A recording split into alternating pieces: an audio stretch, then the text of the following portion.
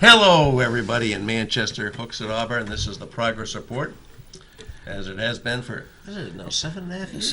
Yeah, 8. We're in our 8th year. It just We who, haven't who aged a knows? bit, have Who we? knows? just You know, Bob. Actually, I found an old thumb drive with a few shows on it. We have aged a little bit. I don't want to see that. I don't want to see that. But we are here in this beautiful, beautiful Wednesday in late summer, folks. It is late summer. You got to get used to it. That is what's happening. And we're going to have, I think, a great show tonight. We have one of our favorite guests, Alderman Pat Long, who gets so much done in his capacity as an alderman for representing Ward 3 and also as the chairman of our legislative delegation representing Manchester and Concord. And so this is it's going to be great to have him. And then a little bit later in the show, we're going to have a aspiring alderman coming in from Ward 2, Will Stewart. Was I think, an outstanding young man who's done a lot for Manchester already and wants to do more. So that's our lineup tonight. But I got a couple things I'd like to bring up right off the bat, and we'll turn it over to Mr. Farley. See if he has the POTUS report and the progress report. I think so much we could material, have something Mike. to say. Yeah, I think we could do that again this week. Number one, I think I'm going to try and see if anybody's interested in taking a little hike around the Hackett Hill Nature Preserve with me tomorrow morning. I think about 9:30. You want to come up on Hackett Hill and see the treasure we have in Manchester. I'm not a great expert on all these things, but I do know some of the things about the unique characteristics of this place. And it's, I always, this just interests me for some reason. We have 13 cities in New Hampshire. Manchester is the only one that has its own nature preserve within the city limits. And this is it, Hackett Hill Nature Preserve. A lot of towns do that, but we are unique unique among cities. But, among municipalities that are cities, we are unique. And there's some beautiful trails there with some unique things to see, including some Atlantic white cedar, which are quite rare this far north. We have some black gum trees, which are the oldest living, I don't know, maybe there's a fungus somewhere, but, trees that 300 years old. We have a wild rhododendrons. They're kind of past their flowering. But that's coming up, and so I'm interested in seeing if anybody wants to participate in that, and I'll be glad to be out there. If we can meet at the Hackett Hill trailhead in Hackett Hill at 9:30, that's what I would like to do. The other thing I just wanted to mention that this year, and I don't know how many years this has been going on, but the Manchester Bike Tour, sponsored by the Conservation Commission of the City of Manchester, which I used to be on, is going to be having their event on Sunday, September 10th. It's a great thing, folks. This thing has been growing like topsy. It starts from the Eversource parking lot right there just by the Amoskeag Falls. You got a beautiful guided tour with support from one of our bike shops to really explore the city in a very unique way. And you come back and you're going to get some wonderful Puritan food. Would you believe it might feature chicken tenders? How could anybody guess that? It could be there. It could be there. And this is a fine thing to do, so I wanted to give a little promo out to that as well. There's a whole lot of things coming up in Manchester as we get to the end of the summer. Everyone knows September is just, alive with great things to go to and see and do in the city. And it's a wonderful time, and I hope you'll take advantage of at least some of these things that are coming up. So, that's my pitch. Time for the POTUS report? Well, okay, Bob, we'll swing into this week's edition of the POTUS report on the progress report. I hate to shift gears from such positive things that you're talking about to some more challenging topics. One of the challenges that I've run into is trying to come up with a topic. What we see, not only do we have the deluge of information that's, just different stuff that we're not used to seeing, but what we've been seeing lately is that it seems to be metastasizing or spreading a little bit. And what I'm talking about when I say that is, we see, and I'm going to, we'll go on to the next one. We see people leaving the administration. We see, for example, Carl Icahn who was on one of the president's advisory councils. He was a special advisor to the Council on Economic Affairs and labor, bringing employment back to the United States. And we see he left the administration after Charlottesville, using it appears, because we learned later that there's some very serious insider trading questions about his tenure as that counselor, to the point where the White House now says he never worked for the White House at all. So there's that. We have this other absolutely hideous situation where Treasury Secretary Mnuchin's wife, some actress I've never heard of, apparently was Snapchatted or Instagrammed a photo of her and her husband coming off of what looks like Air Force One. It's not Air Force One if the president isn't on it, but it's a government airplane after an all expense paid trip to Kentucky. Now I understand it's Kentucky, but it still was all expense paid, and she's flaunting her designer fashions that she's wearing in that photo. And then when some obscure mother of four sends out, I think, a stinging response, saying, glad to see I could help pay for your vacation, #deplorable. We know where deplorable comes from. Yes, we do. That results in this tirade that has since been taken down, belittling this, this mother of four. Yeah. I mean, just really insensitive, really not getting it. But that's not what I want to talk about. What I want to talk about is fool me. What I want to talk about, and I'll try to make it quick, is we now have we've got a real problem. I talked about last week that the Republicans have a problem with Nazis, and they still do. Who would think that? But it's true. Now we have a situation where the president this week surpassed 1,000 lies, individual separate lies, not repeated lies about the same thing, individual separate lies that he has told to the American public since taking office this year. 1,000 documented untruths out of the mouth of the president to the American people since today. And I think what we have is a very good example of that. If we take a look, it's been almost like ping pong watching the president speak since Charlottesville. We had no reaction, then we had a reaction that kind of had a moral equivalency, then we had what we would expect as a reaction condemning white supremacist Nazis and the KKK. Then we had another reversal of that in that long impromptu press conference where he really bared his soul. I'm reminded, people have mentioned this is my original thought, but it's very apropos. Maya Angelou, the great poet laureate of the United States for under President Obama, said once, and it's brilliant, when people show you who they are, believe them. Okay, and we've got to believe this. So I'm going to bring, flash forward. We have this campaign rally. Oh, and by the way, at the campaign rally, Housing Secretary Ben Carson is on the stage, introduced. This is a rally paid for by Trump 2020. Give me a break. Trump 2020. Obvious Hatch Act violation in his capacity as Housing Secretary. But Trump gets up and complains about how he's been mistreated by the press with regard to what he said about Charlottesville, bringing us all the way back to last week. And then he pulls out of his pocket a piece of paper and he reads what he says he said, but it's not what he said. And we have film of it, so you could actually see side by side what he was reading and what he actually said. It's a blatant lie, but...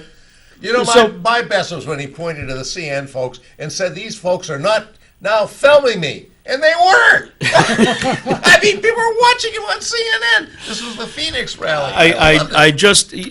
Anyway, my head feels like the silver ball in a pinball machine going back and forth. But the bottom line of this is, when the president omitted the controversial part of his statements about Charlottesville. He got them precise. Yeah. He knew what words he was not going to say to that crowd.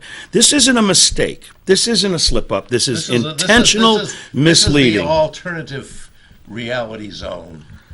As lawyers, I remember the famous phrase that facts are stubborn things. Remember that? Mm-hmm. Or, Daniel Patrick Moynihan said, people entitled to their own opinions, they're entitled to their own facts. It turns out facts can be pushed around pretty easily. Facts aren't so stubborn.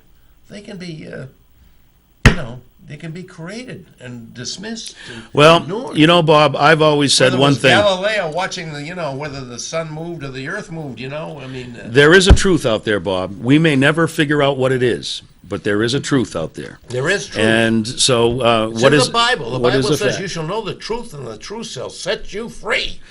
Well, we we'll have- see this year. We have to work on that. And that concludes this week's edition of the Progress Report, of the POTUS Report and the Progress Report. But we're ready to get more real here now. Here we go. More than Alderman, who gets Let's a get lot local. done. Let's get local. Let's get local. That's where really things really matter.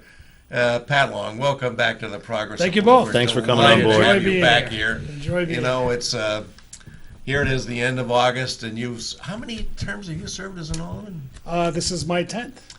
No kidding. My 10th, yeah. Flies by. Wow. Flies by. That I'm surprised. I did and- not realize it had been that long. That is No, I'm sorry, not my 10th term. My 10th year. 10th year, 5 10th terms. year, five terms. Yeah. Well, that's an incredible achievement and a lot of service on behalf of the people, not just of Ward 3, but I think of the city as a whole. And by the way, Alderman Long, when you talk about service, I've got to, this guy is out there. He is providing service. When he's not taking your phone calls to fix problems with the trash collection and the potholes, he's out there volunteering to clean up Valley Street Park. I'm driving down the bottom end of Chestnut Street, and I'm turning the corner, and I look over, and who's out there up to his elbows working but Pat Long? I couldn't believe it. The guy's out, and this is the weekend. He should be kicking back, relaxing, because he does so much other things during the week. But Pat, Actually, you know, I fell upon bravo. a Kentucky coffee tree. What? Cleaning up some of the plants that are in that Valley Street are unbelievable. Really? I called my wife. I says, "Look at this. It's tagged Kentucky coffee Coffee Tree." So tree? my wife pulls one of these things, right? And she's going. I says, "I don't know if you That's want not how it works. I think they roast it first, It actually maybe. produces coffee beans? It had beans, hard beans on them. I don't know when they're pickable and how you roast them, This but is the Valley Street it's a Cemetery. Kentucky God, coffee tree. fantastic. Well, it was, designed as a garden cemetery, and plants were brought in at the time as kind of an arboretum for people of the city. Yeah. It was meant to be traversed. It was meant to be occupied, and There's some it beautiful- doesn't surprise beautiful me. stuff in there. Sort of Manchester's Mount Auburn Cemetery, if you ever remember. Y- that. yes, It's a yes, fabulous yeah. place. I don't know if it measures up to Mount Auburn, but Well, very no place similar does, but it's, in approach. Yeah, so So- there's a lot of, plus I had to tell her, when's the last time you bought some Kentucky coffee? I don't know. I don't know if you want to try it. That's the stuff the Never. Cowboys were cooking, right? Exactly. Tap on the pan 3 times. And coffee's good. Well, Pat, what have you been up to? Doing for the citizens in this latest term. I mean, you've done a lot, but tell us a little bit about what you've been. Well, what we What's your do is, priorities what we're doing a lot of it is infrastructure. A lot of it is public safety. A lot of it is neighborhood quality of life issues. I've learned 4 years ago that when somebody calls with a quality of life issue, there's a building next door that's abandoned, and Yeah. there's fires going on in there at night when it's in the wintertime. I've learned to call that person back and ask them to get 3 or 4 of their neighbors together. And 90% of the time, it's, well, I don't really know my neighbors. Well, that's point number one. It certainly is. We could help, police could help, but you're the eyes and ears out there, you and your neighbors. So at least get to know your neighbors. So they'll gather like 3 or 4 of them, and we'll have a neighbor meeting. What it does is, one of the major complaints is at some areas they don't see enough of the police. All right, I'm sure they're not sitting there looking out the window 24/7. However, when you set up a neighbor meeting, you have 1 month, 1 day a month, 1 evening a month where you'll have a meeting and you'll have a community police officer there. So you have direct contact, and a lot of times that puts a lot of their fears aside. We have somebody we could talk to. We have somebody we're going to be seeing next month. It's So if community there's an building. issue- It's building the bones of a community. Exactly, and it's just now starting to work. I'm starting to see that I get few calls because they have direct contact. Really, you're just seeing it starting to work now? Haven't we just had after about community 4 years, policing, yeah. as an initiative since Chief Mara? Yeah. Well, it can't just be Well, the it's the police, neighborhood. It's not only the police. the It's community housing has to step issues. up Oh, too. I see. It's Okay. housing issues, Okay. it's Department of Public Work issues. You know, and a lot of it is, like street cleaning, you know? Like I said, my wife goes around the whole block, Kidder Street to Canal to Hollis to Elm Street, every morning picking up cigarette butts and trash. No kidding. And she noticed after 2 years of doing that, there were fewer and fewer trash and cigarette butts. All right. So Well, that's same with the broken neighborhoods. window approach to Exactly. rebuilding neighborhoods. Exactly. So, Really? same with neighborhoods. If you clean up, because a lot of people say, look at this. When is somebody going to come and clean it up? Well, we could wait and leave that there, and let me see if I could get somebody to come pick it up. Yeah. Or we can pick it up. And it's, first of all, you get to know your neighbors. Hey, we're going to be cleaning the street Saturday morning at 8 o'clock. Yeah. You all get out there, you get to know each other, you have lunch together, you get to know each other. Now you're watching each other's back. That's basically way things get done. That's the way things get done. And there's not, we got these things with Manchester Connects on it. You could file a complaint to any department. This is what they look at. So the burdens are lower, and there's some things that you need to do on your, that you could do on your own. Like cleaning up Valley Street, right? I Yeah. mean, there's a group of people interested. I'm there. I'll do I that. bet you are. There's a neighbor group on Cedar Street that cleans cedar and spruce, and on a Saturday, there's like 12, 15 people go out there picking up leaves, picking up butts, picking up trash. It looks Yeah, nice. That's the way. It looks nice, and when people see that, That's being good know? citizens and serving your community. We hear so much about Manchester being kind of the epicenter of the opioid crisis. Talk a little bit, if you would, about that and how you think Yeah. we're doing. Are we have the right approaches? Does more need to be done? Are we making progress? There's been some advances. We've Oh, had we've new clearly, treatment centers opened. I mean, we've clearly made advances. Being the center, being the drug-infested den, I Yeah. want to Somebody know. did say that, didn't they? I want to know what den that he's referring to. When we came out with bed bugs, when we Oh, had yeah. the initiative with bed Something bugs, you worked on a lot. some national entity put Manchester in this bug newspaper or what, a magazine has one of the top 10 bug infested places. Oh, before we were drug infested den, we were that was bed bug infested Yeah, den. exactly, which I wasn't see. the case. Yeah. And it's the same with the opiate. Manchester is fortunate to put the facts on the plate. We're going to give us the facts. We're going to tell you what the facts are, and once we recognize what the facts are, now we can look for solutions. You show me a town who's not saying they got a problem, and I'll show you a town that's got a problem. 'cause You they're have to because face they're it. So I denying it, think yeah. I think a lot of that is we just opened ourselves right up. But we had to do that to see what the problem was. And we're addressing it. I mean, Safe Station's working. Serenity's doing a great job. Tell me a little bit about Safe Stations. Now, it was a real resounding success right out of the gate. Right. Has it been able to maintain the numbers? Has there been a falling off? Sometime these things. or better. It's- Tell me about it. What- Yeah, it's been coming down. I got I together mean, with. if it came down because the problem is coming down, that's a good thing, I mean, Right. is there any correlation? Well, we're up to 2,100. It's going to be up more than that. So we're still getting a lot of people. Now you got to understand, we have 135 communities that we're servicing. So there's 135 just New Hampshire. I'm not talking about Really? the Massachusetts, the Connecticut. Well, that's 135. about half of New Hampshire, isn't it? That's right. Yeah. What do we got? 235 municipalities, yeah, or something whatever, like something like that, that. So we're servicing 135. So I don't think people realize that. no, thank God for the They numbers. sure don't up at the State House when Manchester's looking for some help, and they say that's our problem, and then they send their problem to us. Right. Yeah, well, 1.1, there was a $2.2 million grant from the feds through the state. Nashville got 1.1, or they got 1.2 or 1.3, and we got 900. So when I read that in the paper, first of all, I read it in the paper. I had no clue we were even getting that. When I read it in the paper, I thought, why do we get 900 and they get 1.3?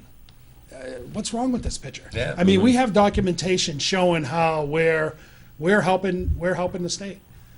We are, I mean, Representative Kurt, right?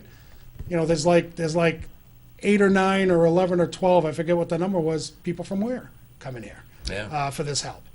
I mean, and some of them are the success problems stories. are out there, but the best Solutions help are is right here. available here. No, in the that's city. right. So if you're ready for help, it's here.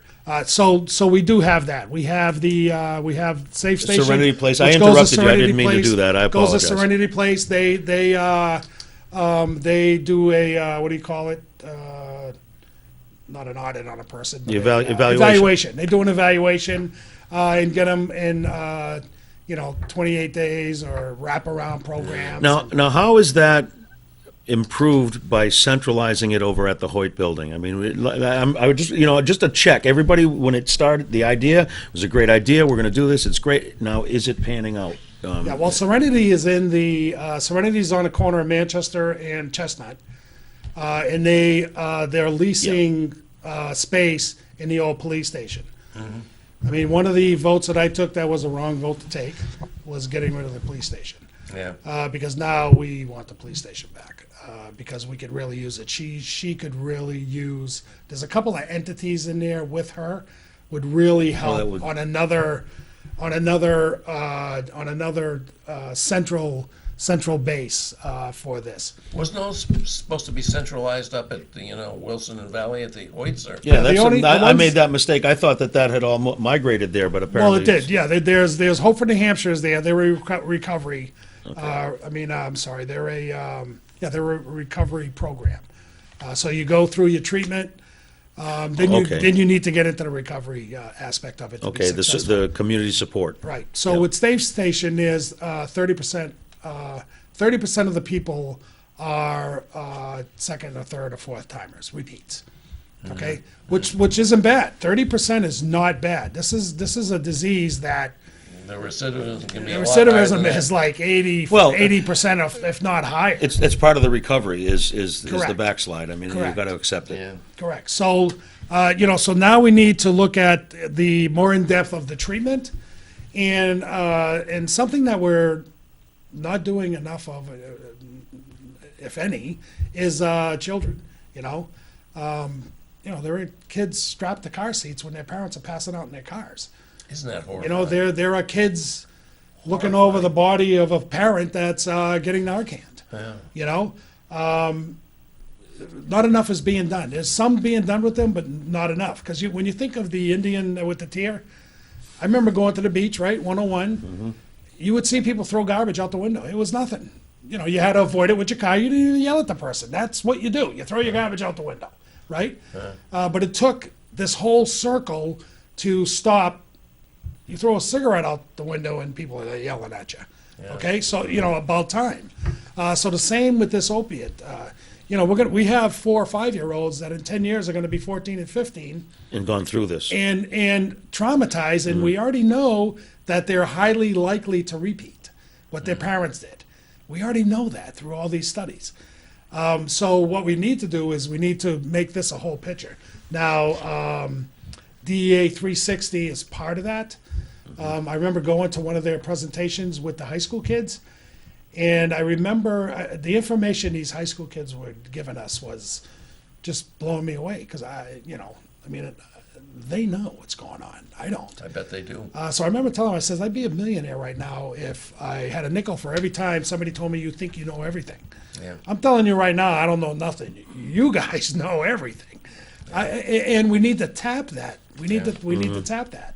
Yeah. Those that are former, those that are in recovery, in the youth, because, they're getting younger and younger and younger. We have a school. Do you think we're getting ahead of this thing? I keep waiting for this wave to crest, and is it? Yeah, but Bob, when they first started Safe Station, I was laughed at when I said, I can't wait till it gets up to 2,000. Because somebody told us that we have about 2,000 addicts in this city.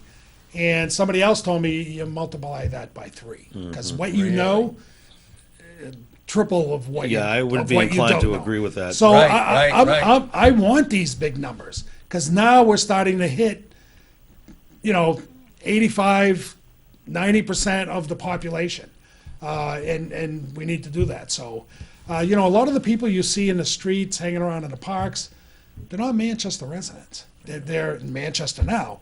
But when you get thrown out of your house in Chichester because your parents had enough, we're going to go out to the woods in Chichester and No, live? you're gonna come Yeah, to I don't think so. Manchester. You're going to come to Manchester. Yeah, So, that's right. we need to get the pulse of that, and how, because, if you build it, they will come. I Yeah. get that. I'm not in favor of That's not denying necessarily anybody. a bad thing in No, the big, great scheme of That's things. right. And you know that. I agree, and I agree. And I don't, we need to get the pulse on that. What can we do? I mean, Chichester, Auburn, Bedford, they're not about to say, you know what, Manchester, thank you. We just got. We're going to put a line item in our budget We for just you. got No, they're $60,000. more likely to denigrate us as the center of the We just problem. got $60,000 for our welfare department. We're going to give you 20. Yeah. It's just not going to happen. But we need the state to step up and say, when we disperse this funding, everybody gets their quotas per capita, and Manchester gets an added 15%. Yeah. Let's say, so because it is a, 135 communities. Yeah, that's that are coming to that's us. a big That's a bag of huge- rocks to that's a- carry that's around. a- I mean, Yeah. I get calls from towns, Farmington, Yeah. some council woman in Farmington. She heard that we were going to shut safe stations. She was freaking out. She goes, well, that's who we, That's when where there's we- no that's- place for them to go, To we save their bring them. lives. We bring them to save their freaking lives. We lives. bring them to But Manchester. do they send a check with it? That's the thing. I mean, this is a councilwoman. She ought to know things aren't free. No, that's right. That's right. That's frustrating. And I, as a former state rep, to hear what people up there would say about Manchester and deny the funds, you both Right, know. that's right. And it would get my back up, because we're carrying their water for them, and they won't even I mean, it's toss us a nickel. Manchester's problem with 135 communities. That's an astonishing Using our statistic. services, and we're not complaining. We're not turning them away. Well, we're at our halfway mark. We're going to take one break in the show. I just wanted to say very quickly that Pat is running for re-election as mayor. I think that would be nice too. Oh, don't Freudian slip. Don't start that. Alderman Ward 3, and he does Oh, have yeah. he does have an opponent. And this is a nonpartisan election. These elections are formally nonpartisan. But I'll tell you, the true Democrat in this race is Pat Long. I just want to say Well, that. the only Democrat. The only Democrat. The only Democrat in this race. And folks, in Ward 3, which covers not only downtown, but all the way the hell up to River Road, all the way up to 300, this is the guy who gets so much done for the city of Manchester. You've heard him here today talk about what he's done in many areas. He's done a lot for improving the city's infrastructure. He's really there. He gets into stuff. He gets into the budget. This is a guy who gives us real value. And he is the Democrat in this race. And, Sounds like an endorsement, Bob. Thank you, think- Bob. I- Thank you, Bob. I cannot say other than that it is. I And cannot and deny and that. the editorial board of the Progress Report just voted to endorse you wholeheartedly, Alderman Long. And we want to keep him on the job. You've got us both on board. And I hope you folks out there that are listening will do that too, and we'll have him back soon. Pat, thanks so much for Thank you joining guys us. for having me. Always This a is pleasure. awesome. It's Yeah, always a pleasure to be great. here. Great to see you. Okay, we'll take our break now, and we have another guest coming on, I believe.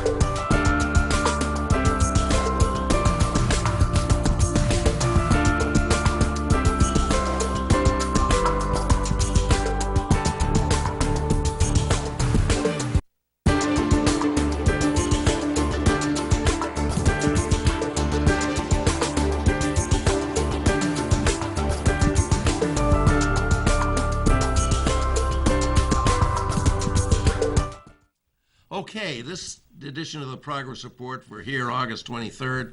We are deviating a little bit from our usual format, which is usually 2 breaks.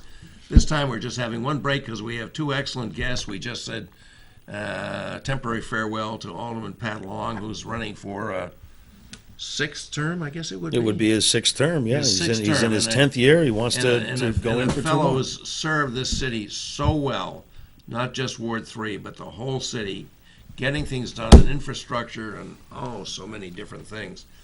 And now we're really happy to welcome a fine candidate who's aspiring to be an alderman for the first time, but not because he hasn't made a major contribution to our community in many ways. Will Stewart. How do you do, Bob? I do well, and I hope you do too. I do indeed. Great to be back on the show. Welcome And, to the show. Yep, I Will remember has- you Will- were on Will- here before. Will has a number of credits to his name. Number 1, he's young. That's suppose nice. that's true. The demographics here favor we should have more people like Will who are at his tender years ready to seek public office. And the other thing that I love about Will is that he's a guy, he's also like Pat Long, he's a guy who gets things done. And the most recent thing he's got done is working with a wonderful citizen of Manchester, Carol Gaiman. He's got the bike share program going in Manchester, which I just think is so exciting I and hope so we can wonderful. talk a minute about that. I think that would be great. A little recap on how it's going. I'm going to get out on those bikes. I keep saying it, but I got to do it because it's just such an enhancement for this city. And this has led him, I guess, to seek to. Well, first of all, he's coming back to Manchester. He's been the executive director of the London Dairy Chamber Company. How long you done that, Will? I was there, been there 3 years. Really? 3 years.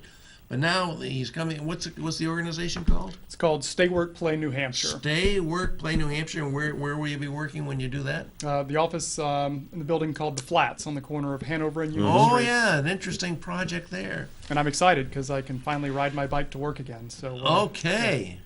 I'm excited for a number of reasons. That's one of them. And that's a great. real good organization. We should talk about them a little bit too. That's you can talk about what them their too. mission is. Sure. But I think, am I right? This is the first time you've sought elective office. It has been very active in the community, as you mentioned, with You've been with the chamber, have you not? the Manchester Chamber previously. Yeah. And the London Dairy Chamber. So he's been a booster for our area, and particularly for the great city of Manchester. And now he's running in one of the largest wards in the city, Ward 2. And there's a lot of interesting candidates in that ward. Maybe we'll get a chance to talk about that. But tell us a little bit about yourself and why you're running for. What do you want to do as an alderman? Why you want to be an alderman? Well, I say I'm running for alderman because I want Manchester to be a city that people move to and not from. I like it. I'm tired of hearing, particularly among my set, of people saying, well, we're having kids now. It's time to move to Bedford, or Wyndham, or insert, wealthy yeah. community here, for the schools. Or it's people, when I'm out knocking on doors saying, this opioid stuff, the crime and the drugs, it's just getting out of control. It's time to leave. Now we have our issues, real and perceived. The city has issues that we need to address, but I think there's so much going for us, and that story needs to be told as well. So it's one of the reasons I wanted to run for office.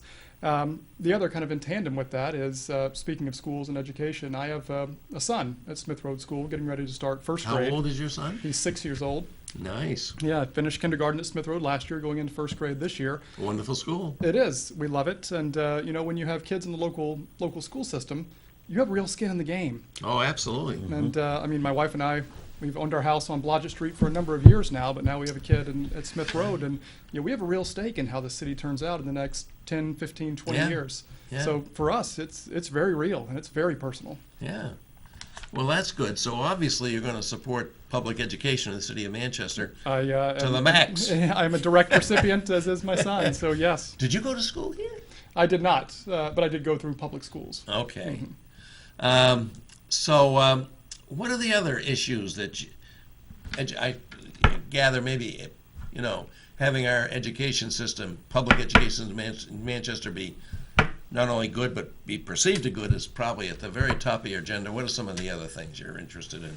Well, promoting? certainly the crime issue and opioids really much taking a toll on the city, and so it's big things like schools and crime, but it's also some of the smaller quality of life, issues that really make life enjoyable or not in a city, and make a city that people want to live in or leave. You mentioned the bike share program. I think that's a perfect example. I love it. And I like to say that even if you don't ride a bike, living in a city that has a bike share program is kind of cool. Because it's one of those indicators of a city and a place that's kind of up and coming and a happening type of place. Attractive to the kind of people we want to attract. Exactly. It's the same thing like with having a symphony. I don't yeah. personally go to a symphony, but I like living in a city that has one. And we don't have one now. It's we'll be working on that too. I think Really? our arts and culture. We have a lot of new venues coming in. Dan Berube, I don't know if you know him, is No, creating tell me one. about that. And you ought to have him on the show to talk about it. It'll be Jupiter Hall. Is the name of it, and Bill Stelling and one of my. Oh, yeah. Yeah. Do you know Bill and? Yeah, I certainly do. Karina Kelly. They're opening yeah. a venue. Because we did have a New Hampshire symphony that performed at the Palace for many years, and it was a wonderful thing. I mean, I happen to like that kind of music, so I really miss it. Then So it's arts and culture things like that, but it's also things like sidewalks.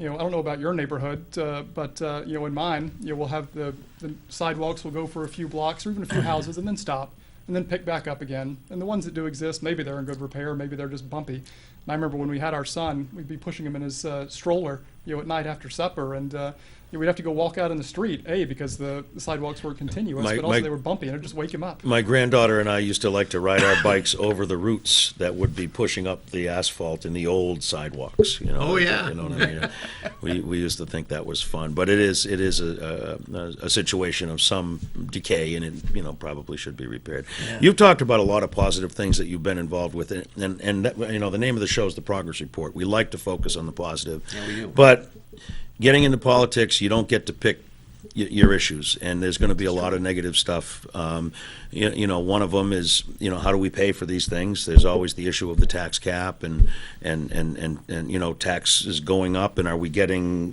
what we're paying for with those taxes? We have other social issues. We talked about a few of them here with you and some of them with Alderman Long.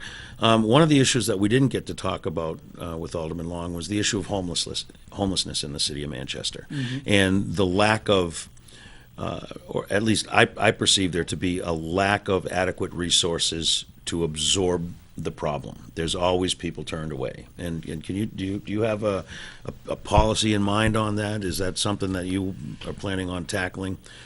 Well, I think, like you said, you don't get to pick the issues, and that certainly is a big issue in Manchester.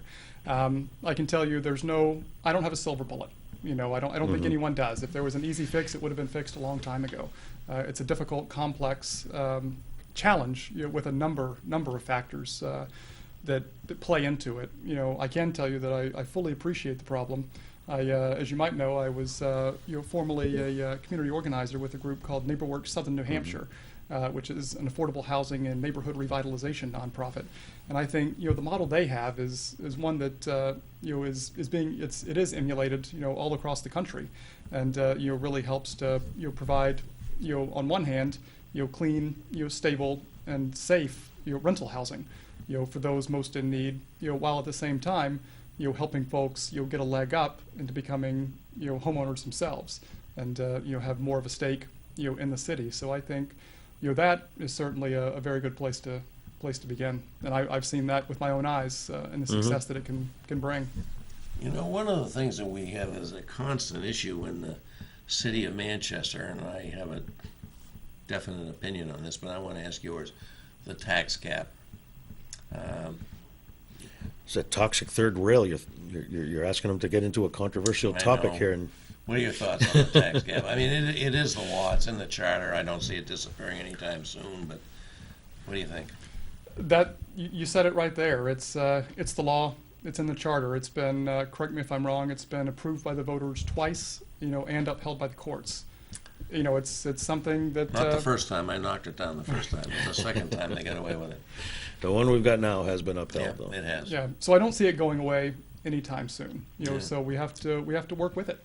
I'll tell you my basic philosophy on spending, if you want to hear it. And Yeah, it kind of we'd like to hear gets to your question too about how do we pay, for some of these things, whether it's, better schools, better sidewalks, better parks.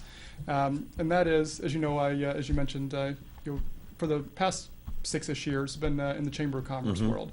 And so I work with a lot of business owners. And one of the things I found is that business owners don't mind spending money as long as they get a return and as long as they get value, for what they're spending. And I think, Right. Taxpayers are the same. As long as we feel like we're getting a value for the taxes we pay. People, I think, that's do fine. want their services to be, they want the fire department to be able to get there when they need it, and then the police to be able to serve them, and the schools to be able to educate their children. Streets plowed and the. Streets plowed, And paved big. and when they need to be. Yeah, it's Yeah. basic services, and I agree. People want that. So when I look at something and with whether to spend or not spend or spend how much, my question is always going to be, will we get a return on our investment, or will it save us money in the long run? And I consider that ROI as well. And so if it's something that provides an ROI, if I can spend $1 and make $1.50, I'll take that deal every day of the week. And I think investing in things, whether it is paving the streets or making new sidewalks or anything like that, those are things that improve property values. I remember when I was at the Manchester Chamber, our downtown committee was focused on this was probably 4 or 5 years ago now, getting some extra money in the city budget for downtown sidewalks. And it's one of those things that some people would say, well, sidewalks they don't pay for themselves. Yeah. That's true. They don't. They require a subsidy.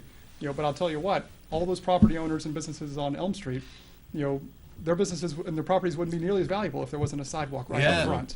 If you didn't Yeah. have sidewalks, we get outdoor seating in nice weather like this, they wouldn't be happy. Right, which brings in more people and they spend more money, makes the Yeah. properties more valuable, which means the tax valuations are higher, which means the city gets more money from these Yeah. downtown properties and residential property owners pay less. That is a great example of, kind of my spending philosophy. Yeah. So here's a question I've been chewing over a lot, and it is, every time I hear people talk about what does the city need, there's a lot of answers are given, but one that always seems to be more parking. And I kind of question that because, you look at an overhead view of Manchester, you'll see lots of parking spaces if you get up on the Black Tower there on 1000 Elm Street or some other way to look out over the city. And I just, the more cars we bring downtown, the more we choke out the vitality of citizens walking about feeling safe, bicyclists walking, enjoying, traveling the streets. Do you have a vision of the city that maybe can have us develop without huge investments in more parking? Well, certainly I'm an advocate of biking, as I know you are. Yeah. And walking as well, kind of the bike ped, infrastructure. I think the more of that we can have, it certainly lessens the need, for parking. So I think, we only have so much square footage, available.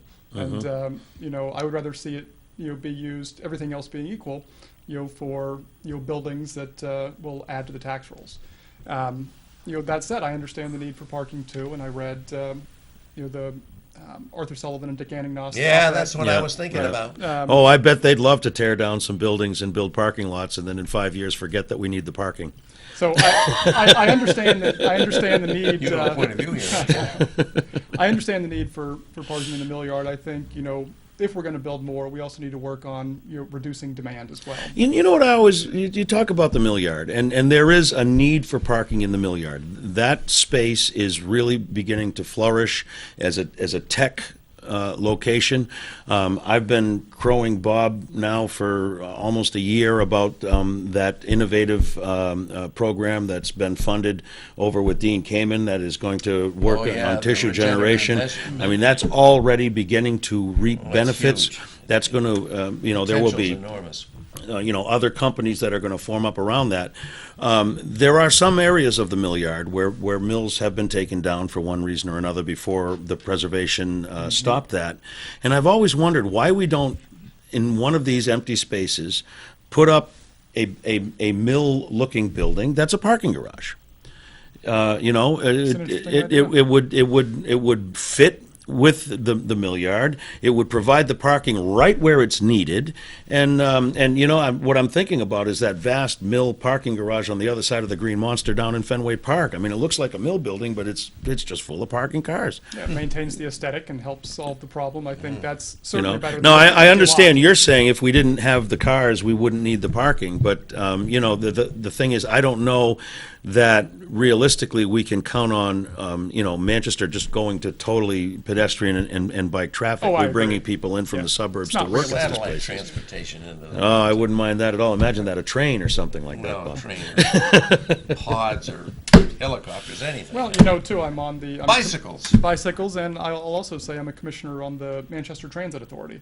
How are you? I am. So, been on that board for a few years now, and you know, I think there's definitely a role for more public transit and helping Yeah. to relieve our parking challenges Yeah. as well. There's a few areas of the city that are underserved right now by that transit. I happen to be in one of them, and I'm thinking about that. Let's talk a little bit about.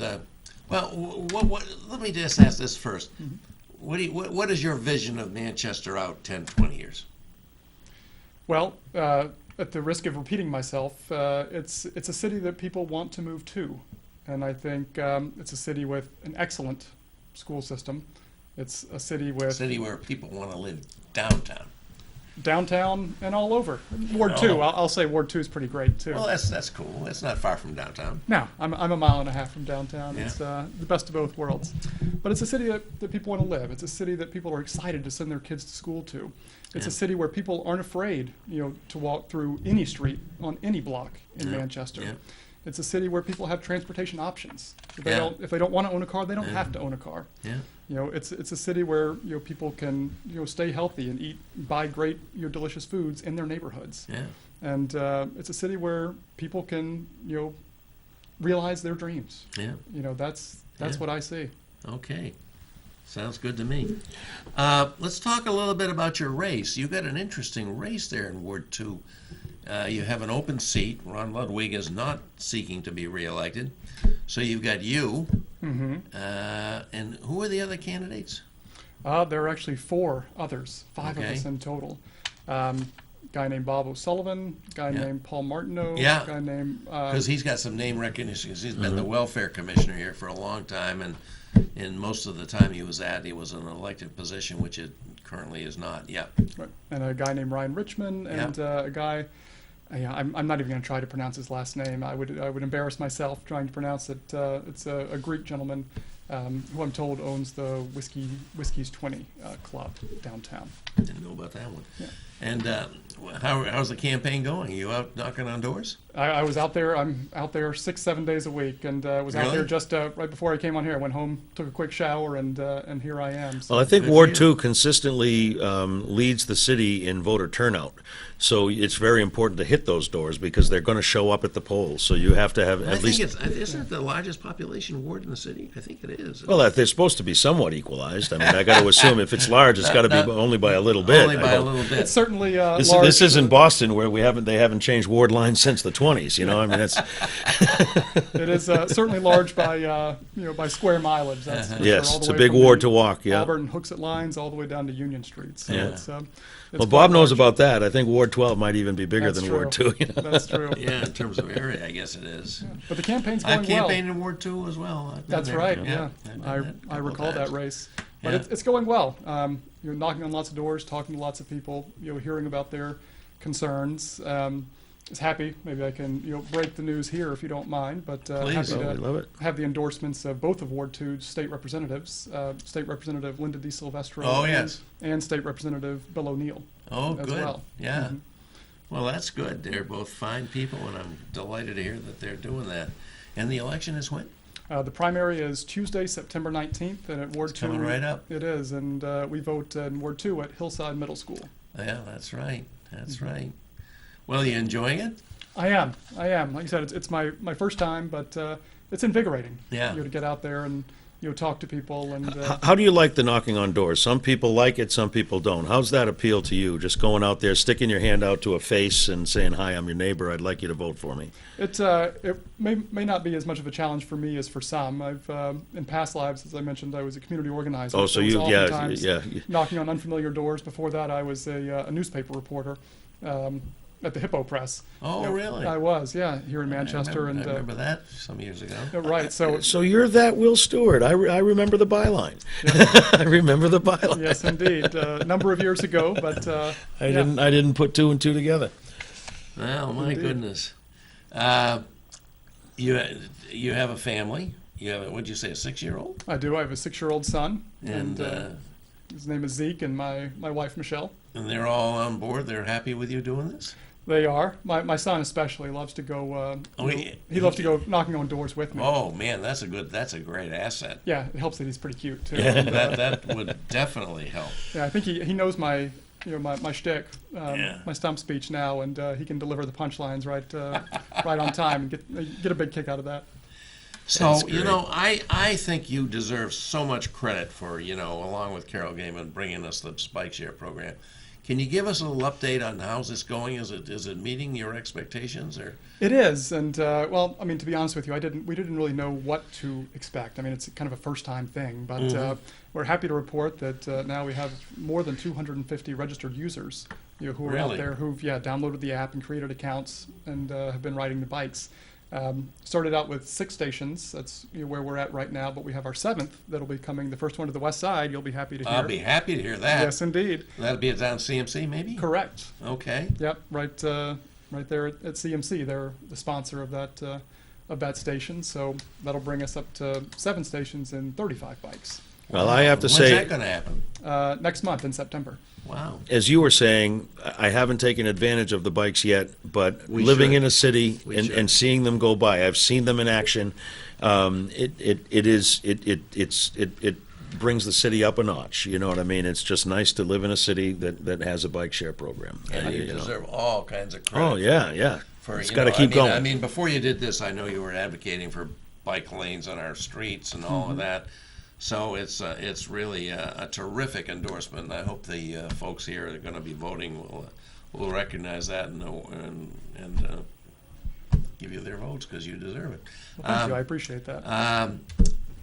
The other thing that I care a lot about is it just gripes me like anything that Manchester and its greater area is the largest urban area in the country not served by passenger rail. So please tell me you're going to support the return of passenger rail to Manchester Airport, Manchester, Nashua, and Concord. Absolutely. Yeah, Yeah, I remember a story that do you know Gray Chenoweth? I do. Yeah, he formerly at Dine, now he's with the Dean Kamen Army outfit. But when he was at Dine, and he would tell the story of going down to Boston. He's told that story on our show, but you Yeah. can be Yeah, free to so repeat we're it. hearing again. I mean, it's a good story. Well, I think it's worth repeating because I think it was it's, Cambridge, but It's go ahead. powerful. Cambridge probably. Down there talking to some soon-to-be grads, computer engineering types, and he asked, and I'm probably getting the numbers and percentages a little bit off, but the point remains, how many of you would consider coming and working in Manchester, assuming wages are the same as they are in Boston? He said, of this crowd of like 60, maybe 5 raised their hand, and he said, he's like, okay. He said, how many of you, would consider, working in Manchester, same wages, if there was a train, and you could just hop on at North Station, ride up to the mill yard, do your thing in Manchester and ride back. And be working as you're going. Exactly, productive the entire time. And there's all kinds of stats on lost productivity in this country of people just sitting behind a wheel, for 2 hours, hour and a half each way. And he said, about half the room raised their hand. Yep. And to me, that was powerful says it all. on a number of levels, right? Because I hear it in the chamber world. Again, business owners they're screaming for workers, especially in high tech, but Yeah. also retail, healthcare. Restaurant help is hard to find. Yeah. I mean, it's a tough market these days. It is. We have 2.8% unemployment, which practically is zero. So it's tough. And if you can tap into the largest labor market in the Northeast, by bringing people with let them get on train and come up here and go back if they want to live in Boston, great. If they can come up here and work, that benefits our employers and our businesses. It's just, I just don't see the arguments against it. You know, you got to spend some money to do the right thing once in a while. Well, it's It's like- called investment. that's the key word, and it's like sidewalks. Again, sidewalks don't pay for themselves, and yes, Yeah. you know, rail doesn't totally pay for itself. Requires what, an 8% subsidy or something off of the Yeah. fare box, but it's a good investment. Yeah. Well, We've come to the end of another my great God, hour. we've We had another two great guests, hour with Bob. two great guests. We've had a sitting alderman, Pat Long, and we've had Will Stewart, an aspiring to be alderman, who's contributed a lot to this city already as a young man that he is, and the kind of fellow we like to have in our community with his family, and we wish him well. And so that's it for this progress report. It is. We Next coming week- back next week? Next week, we'll be back with another progress report, better than ever. See you next week, folks. Thanks for watching. Okay, Thanks for having me. bye.